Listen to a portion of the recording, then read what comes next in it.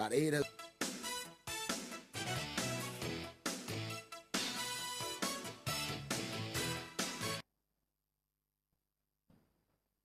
Welcome back. Well, yes, indeed, the country is not short of recommendations in terms of what do we do, how do we get it right. We're about to get more of it. Mark. Well, you do know, Chairman, we have been on this topic for quite a while, and we're getting another perspective on it this morning. Joining us now to discuss this is Senator SEN.ENYINNAYA ABARIBE, who is the Chairman, Senate Committee on Mining, Power and Metallurgy. You're welcome to Sunrise Daily. Thank you, Mark. I'm sure you must have been very busy during the recess. Abia State was in the news. What was going on in your constituency? Well, I guess everyone in Nigeria knows what happened. My constituency was invaded by soldiers. A lot of altercations between the people who were agitating for a different Nigeria and the soldiers who decided that they would take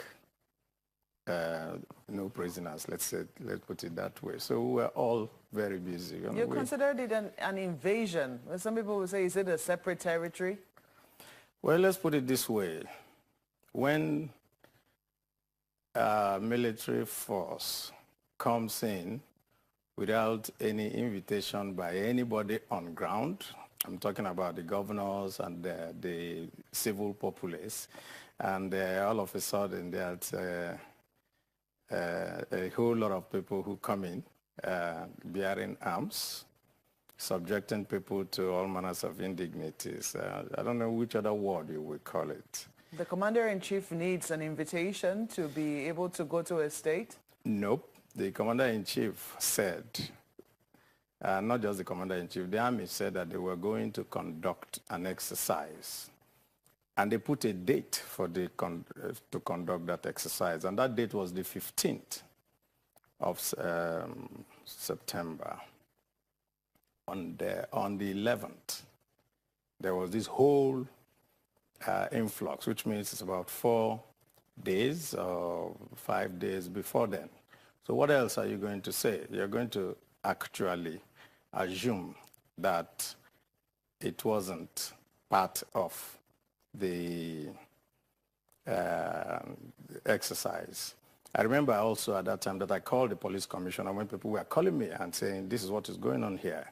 And the police commissioner told me, oh no, everything is calm, we don't have any problem. So I assumed, and I think also the reports had it, that when the army was interrogated to say, why would you do this? They said, oh, we are testing repaired military vehicles and all that. And of course we asked. That was what the army said? That's, yes. That, if you just take all the timeline. I had the privilege of interviewing the Chief of Defense Staff, and I said that that was a statement released by the police. Yeah. I mean, that was what the police said. The army said they were doing. He said he's not aware of that statement, and that's not what he was told on the ground. But nevertheless, I mean, I think the controversy will continue. We've moved past that now. The federal government has prescribed IPOB. Yes. It doesn't sound like something that the Southeast Senate caucus is supporting. Is that right? Of course. You don't support it? We don't support it. We think that it was an overkill. We think that it was giving a dog a bad name to hang it. And because we felt that, first of all, there are procedures that you use to go towards proscription. It wasn't followed. It was after the fact of proscription that the procedures were now followed. And we felt that you don't walk. Implications for profiling of all Southeasterners. Yes. Then some people will argue and say it was the same concern raised by certain people when Boko Haram was about to be proscribed and declared a terrorist organization. Yes. There were fears that all Northerners, not just Northeasterners now, will be branded as terrorists and profiled as such. But wasn't their fear at the end of the day unfounded? So let's ask ourselves another question, Mawukwe, and that is, why was the people in this government also against it was the same fear. Not so. That's what you're saying.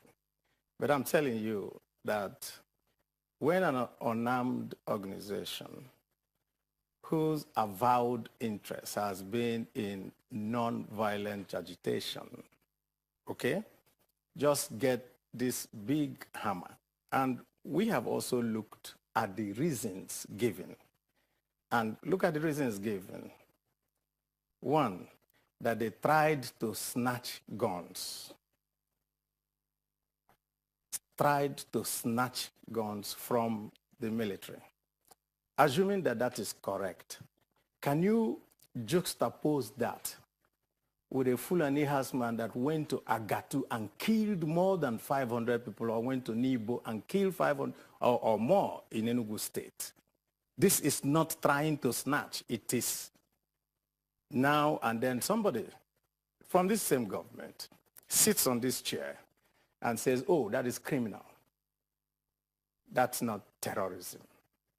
And you want people from the Southeast to feel that they are a legitimate part of this country, treated fairly and equally.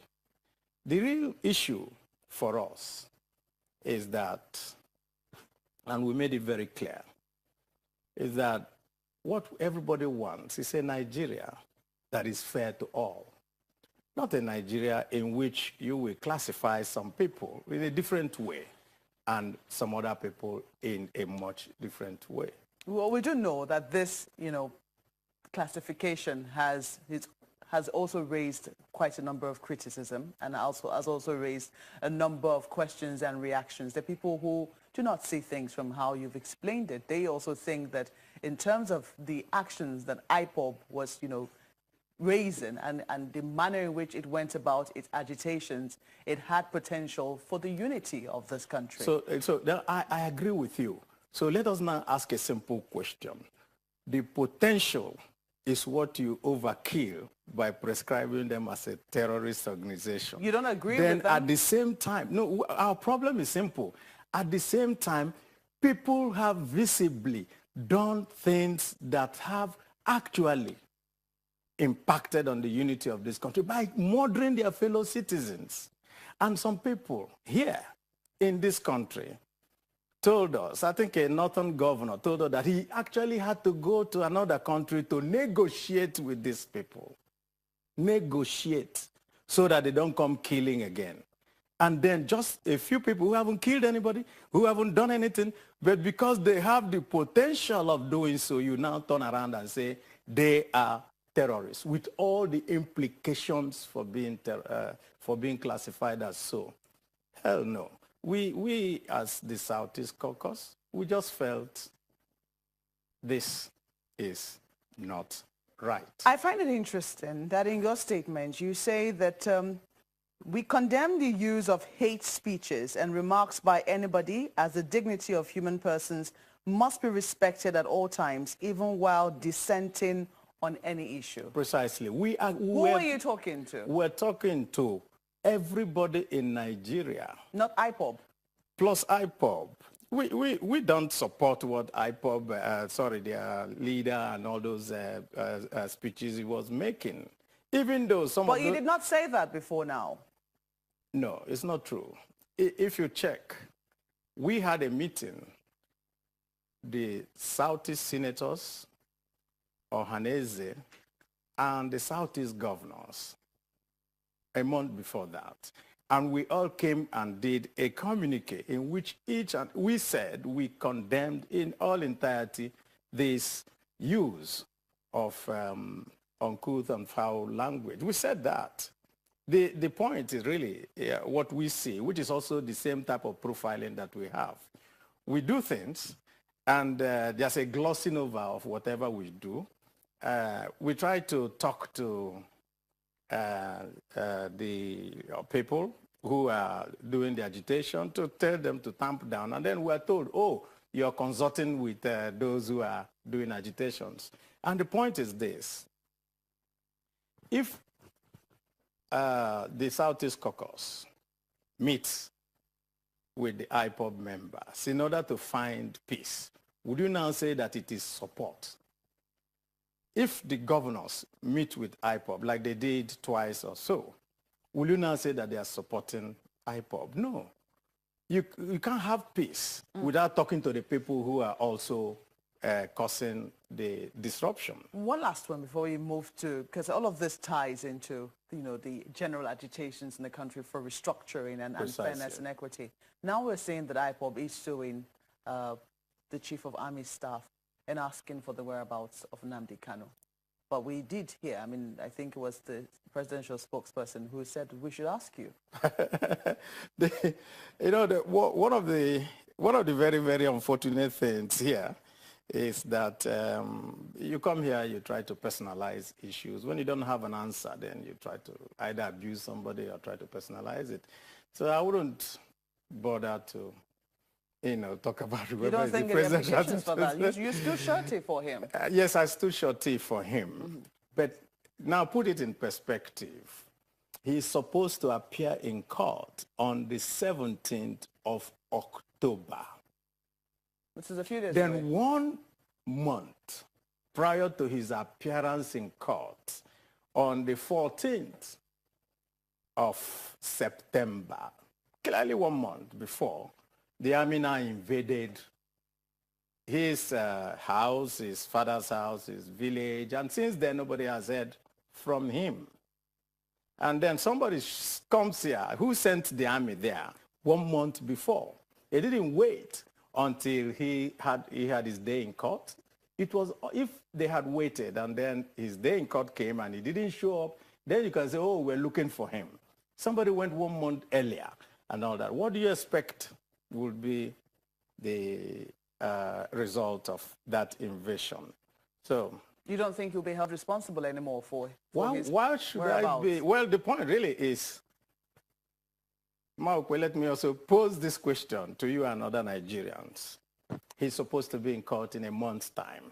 We show up today trying to grab him or whatever, or we don't know whether he's dead, or because I hear that they've gone to court seeking for his whereabouts. Would you now hold me liable for what is supposed to happen in 17 days or 18 days time? So I think that at the end of the day, I don't even want to, because this is sub judice. Interestingly, the Senate, when they resumed, went into an executive session. We do know that the Senate president had separate meetings with leaders of the Southeast Caucus and also leaders of the Northern Caucus, I believe. And then when the Senate resumed, there was an executive session, unlike the House of Representatives, where it was more open. The speaker spoke. Why do you think the Senate had to go into an executive session immediately upon resumption? Usually we do executive sessions when there are matters of urgent importance. We build consensus. We talk with each other frankly. We now come out with a common position. That is why we are the Senate. That's why we are the upper chamber. We don't want to ventilate our discussions, which has to do with critical national issues in public, because when you have the camera in front of somebody, they might want to go overboard, and when they go overboard, it inflames tempers and all that. So we try to reach we reached a consensus, and that consensus, of course, we are in the three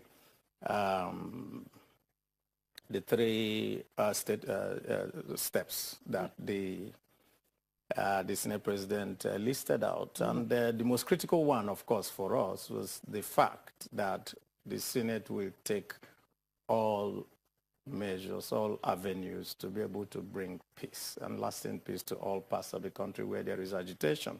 The unfortunate thing, of course, is that because we're focusing on the Southeast, it now looks as if that is where the agitations are. No, there's agitations all over the place, which I'm sure you know. And that is the reason for the recent clamor by all parts of Nigeria, by eminent Nigerians, that this union is very shaky and there is need for us to shore up the foundations of this union, let's put it that way. Senate seeks an avenue to make sure peace is restored in all parts of Nigeria. And then they also say all groups seeking to achieve agitation should do through constitutional means. Precisely. What does that mean then for all the groups that are, I mean, we've heard from the Southern Leaders of Thought, we've heard from the Southern Leaders Forum, we've heard also from Ohanese, we're hearing also from the Southeast Senators Caucus. What exactly are your colleagues from the North saying? They're very supportive of the fact that the agitations and all that must be looked into, and they must be looked into, and they're also supportive of the fact that we call on everybody that you should use the constitutional means of doing your agitations, and that nobody is against that. That is why it came out as our communique. Constitutional means what? Because some people say that the changes that this country needs, the moves that it needs to make to be able to restructure cannot be done through the National Assembly. In fact, they believe, some groups believe that we need an entirely new constitution, and as such, that is totally outside the limits of the National Assembly. Precisely. Let's put it this way too. There is already a National Assembly in place. There's already a constitution in place. So that means that there are also avenues within the constitution for you to be able to have discussions with various parts and various groups. That is why you have representatives.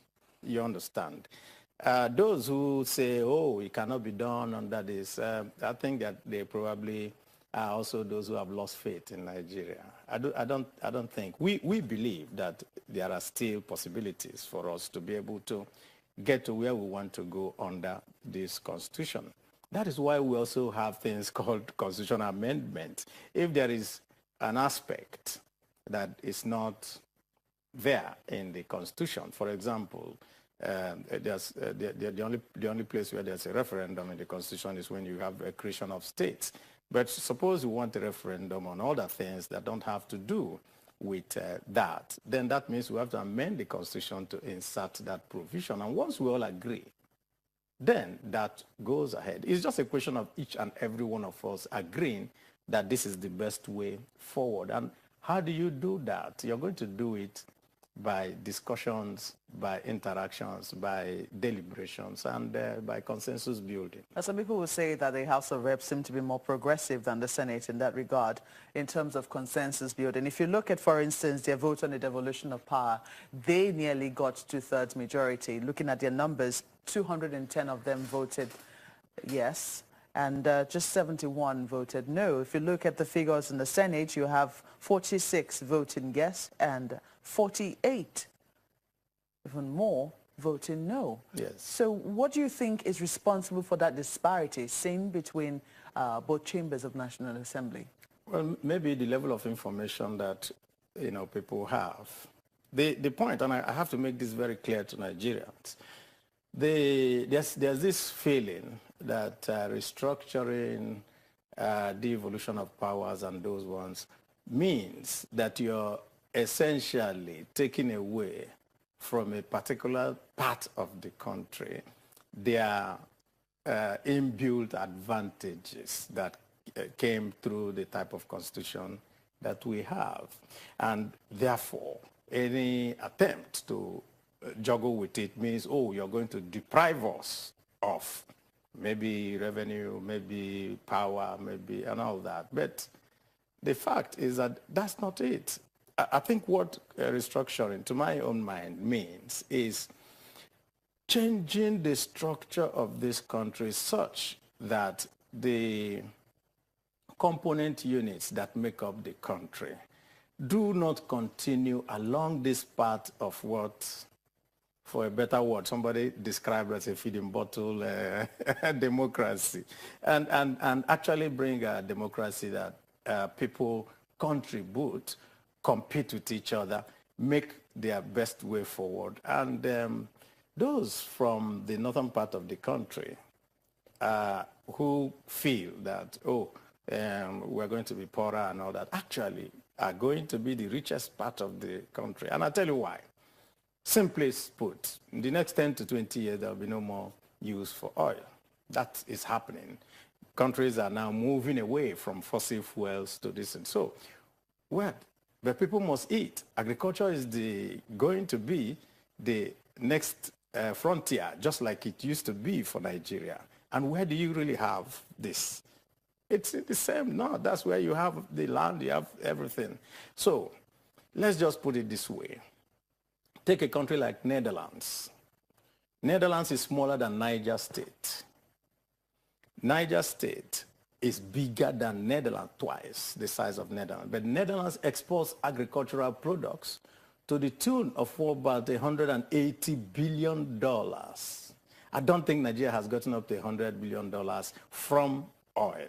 So you could see the potentials that are there when we harness ourselves properly and move away from this contraption that is today that makes everybody feel that you just have to work for a center that is overloaded, overbloated, and very difficult to manage. Would you agree that at the heart of all of this is the talk of oil? That's not at the heart of the feeding bottle economy is proceeds from oil. That one is, and that's what we want to change. We want to say, let's move to a knowledge-based economy. Let's move to, and just put it this way. I will just give you one more example, and that is... Well, distinguished, I'm afraid, let's quickly take a moment now. I'll let you finish and wrap up your thoughts when we return from this break. Please stay with us. SEN.ENYINNAYA ABARIBE is still with us in the studio. Distinguished, just before we went on that break, you were saying that you were explaining whether you thought that this problem was all about oil and its issues. Yes, I was trying to just give you an example, and I said 10 years ago, the top 10 companies in the world with the largest revenues were oil companies, Shell, Texaco, and so forth. But today, the top 10 companies are technology companies, Google, and so forth. So you now see that we're actually moving away from, fossil-based things the world is moving knowledge. Away. The world is moving away. But not Nigeria. We're sitting here, and this whole conversation and this whole thought we're doing is, how do we share what is coming from? When that dries up, and we're just asking Nigerians that it is time for us to think beyond today. Think beyond today. Do you think that if we did not have to share, because for some people they think it's about the sharing. If we did not have to share, there'd be no talk of equity. Do you think that this conversation about restructuring wouldn't be so loud? If you have about what some people say, they say go back to the 1963 Constitution. Yes, why? You've heard that. The reason why they say go back to at that time there was no conversation about sharing. It was about what do you contribute to the center, and there was so much competition between the different component parts of Nigeria at that time, and that is what you can see part of the conversation is going, because they understand that part of this whole thing just has nothing else to do but for people who do not think that they need to move away from their comfort zone. Is this something you support, going back to the 1963 Constitution? No, because I really don't think that the objective conditions on the ground today is what is there. I think that we could still think and get up to this. But let me just make a final thought on this. 80% of the problems we have do not come from the Constitution and all that. I think the 80% and more of the problems we have come from the fact that instead of us following the law, instead of us doing what is right, we always try to do what is self-serving, and then we turn around and blame it somewhere else. And I will just give you a simple example with this government. The founding fathers and all the different governments understood that there is a problem because of the ethnic nationalities within Nigeria, and they brought in something called federal character. It was supposed to guide us, to be able to, put us together. Then you have this APC government coming, make appointments, ignore federal character, and when people now say, no, you're treating us badly, you're treating us like we're not part of this country, they say, oh, use the military on them.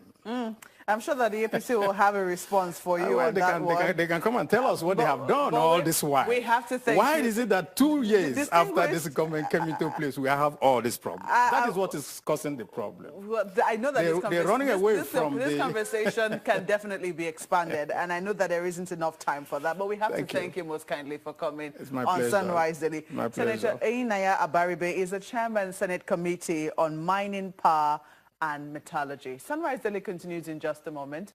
Please stay with us.